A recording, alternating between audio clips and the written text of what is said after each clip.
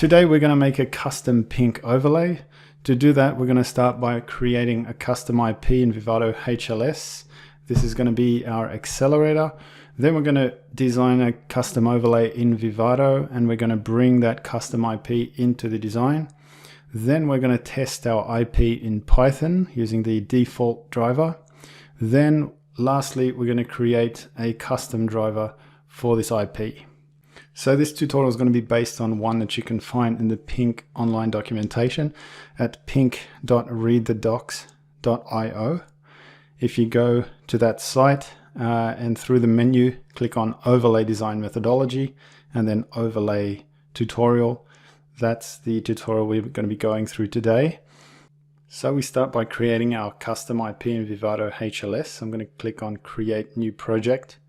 I'm going to select a location for the project. And I'm going to choose a name for the project. I'm going to use the name adder. Now here I have to select the top function. I'm going to use the name add because that's going to be the actual function name in our code. Now I'm going to create a new file for our code. That's the C code that's going to implement this IP. So I'll choose adder.cpp as the name of the file for this. That's going to be empty. Now here I have no test bench file, so I'm just going to click next. Now on this page here I have to select the part. Now I'm going to select the same part that's on the PYNQ Z1 board. So that part number will come up on the screen now.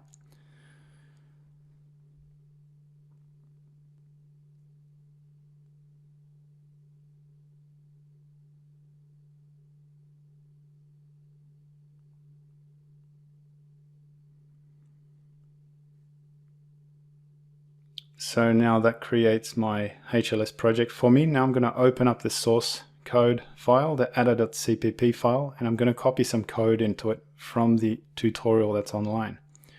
So this is a simple adder IP. It's going to have an axial light interface with two inputs, A and B, and one output, C.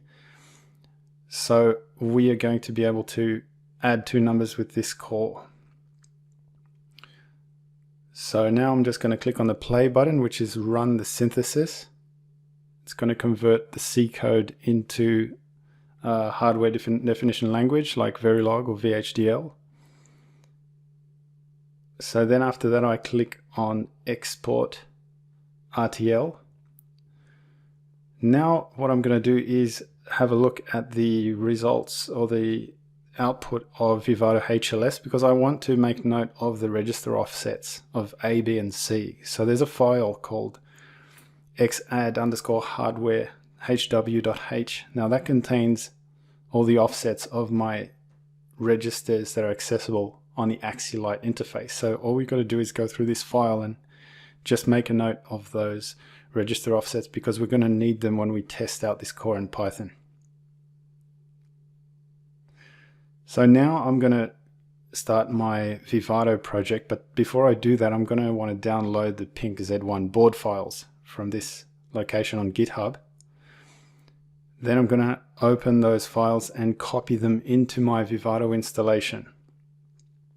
So I copy that straight out of the zip file, and I'm going to paste them into the vivato installation at the location you'll see here.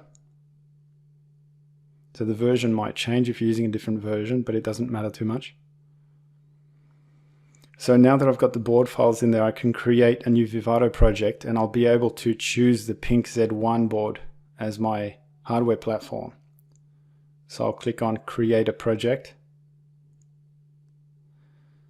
I'll give it a name and a location. The project name doesn't really matter, so I'll leave it as project_1, which is the default.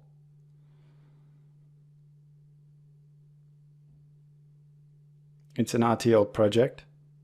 Now on this page I can click on boards and I should be able to find the PYNQ Z1 board because I just copied the board preset or the board files for this into my vivato installation. So there it is, PYNQ Z1.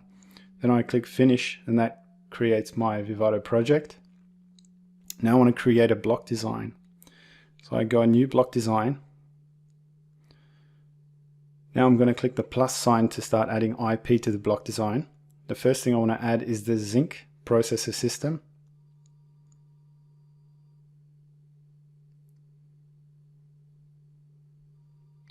Now I'm going to use the block automation feature to automatically set up the Zinc PS according to the PYNQ Z1 hardware, according to the board files. So that's going to set up the PS and make some of the interfaces external, like the DDR and the fixed I/O. So now I'm going to go into the settings because I want to be able to change the IP repositories so that this project will be able to import my custom IP.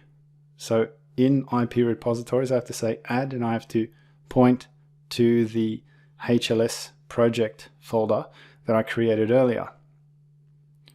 So now you can see Vivato has found one IP in there, which is the add IP. Add was the name of the top function. So now that's in my IP repository. Now I should be able to find it. When I click add IP, I should be able to find my custom IP in there. I'm going to type add to search for it. Then I can click on add and bring it into my block design. I can see that it has an axial light interface, a clock, and a reset. So that's what I had according to the code, and so everything's working fine. Now for the name of the IP, it's pretty important because the name of the IP is going to be used in the Python code. So I want to make sure that I'm using the same name as they did in the tutorial, which is scalar_add. So I'm just going to rename this IP, change the instance name to scalar_add.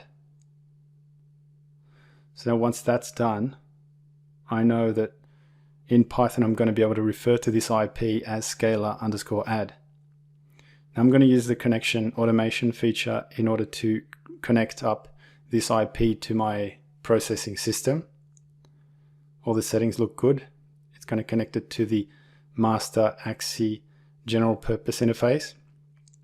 Now I'm going to click on the clock. This clock, there's one clock that's clocking everything. It's the fabric clock 0. It's set to 100 megahertz.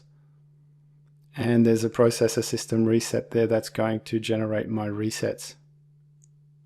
So that looks like it's hooked up properly. So now all I have to do is save the block design. And then I have to create a wrapper for my block design. So I right click on that and click create a hardware HDL wrapper.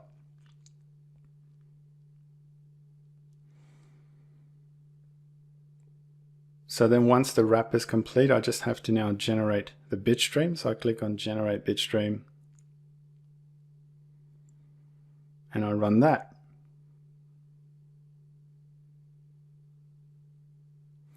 Now once the bit stream has been generated, now I want to export the block design to a TCL file. Now I need to export the blocks design to a TCL file because that TCL file is going to be needed by the PYNQ libraries.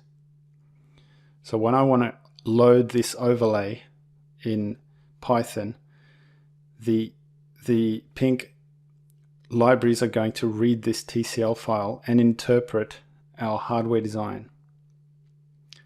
So now I've got this file here. I'm going to rename it because another thing that the PYNQ libraries want is that the TCL file and the bitstream have the same name. So I'm going to call them both adder.bit and adder.tcl. And I'm going to copy them to the same location just so that it's easier for me to copy them later on.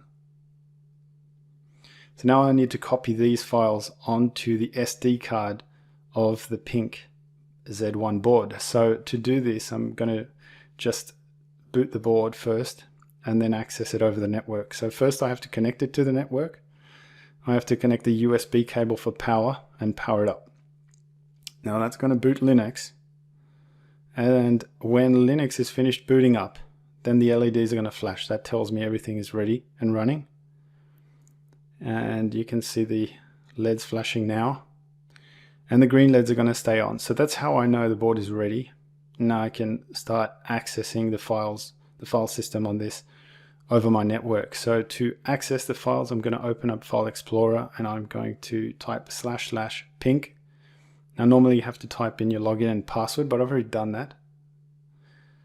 Now I'm going to choose a place to put the overlay files, the bitstream and the TCL file. I'm just going to chuck it in with the PYNQ overlays, the other PYNQ overlays. So now I'm just going to drag them over and copy them onto the PYNQ like that. Now that's all I have to do. So now the PYNQ has access to that overlay, and all I have to do is open up Jupyter, the Jupyter web application, and start using it. So I type PYNQ:9090 because 9090 is the port that Jupyter web server runs on. The password is Xilinx. Now I want to create a new Jupyter notebook. So I go to New, Python 3. That makes a new notebook for me. Now I can start putting code into this notebook and running the cells. So I'm going to copy the code out of this tutorial. So the first code block is going to load the overlay or program the FPGA with our bitstream.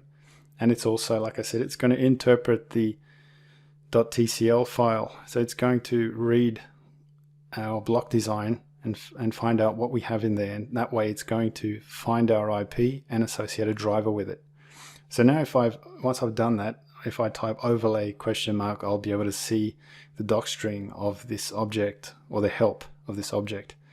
When I do that, I can see that it is an overlay object. It has found my scalar_add block and associated the default IP driver to it. So that's good. So that means I can start using it with the default IP driver. Now the default IP driver basically gives me a read and a write function, so I can access the registers in my IP.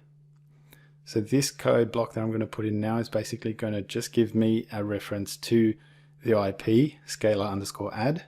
Now if I check that, I can see as well this driver wraps an MMIO device. So that's what the default IP driver does. It just treats it as an memory mapped IO. So I can read and write to addresses on this IP. So that's what we're going to do next. We're going to use the read and write functions to write 4 and 5 to the registers, the input registers, and then read the output register. So 4 plus 5 should give 9. So when I play it, it comes out 9. So we can see that the IP is working. This obviously isn't very user friendly. So normally you would create a driver for the IP that contains that code and gives you a little handy function that's more simple to use. So in this case, that function is add with 2 inputs, and that returns the answer. So that's our driver. Normally you'd put this driver into a .py file and have that loaded, have that imported into your Python script. And now this last bit of code, we are going to reload the overlay, because if you want the driver, our new custom driver, to be associated with that IP, we need to reload the overlay. So that's what we've done, and we can see by typing overlay ? that our new driver has been associated with the scalar_add IP. So that's great, that's what we want. Now all that I have left to do is to test out the add function that we put in the driver. So that's just now, it's just converted to 1 line of code now to use that IP, add with the 2 inputs, and it should return the output. So we just looked at creating a very simple IP and accessing it from Python, but in the next tutorial we're going to create an IP that's much more useful as an accelerator. So an IP that will take in a block of data and do some processing on it and actually accelerate some Python function.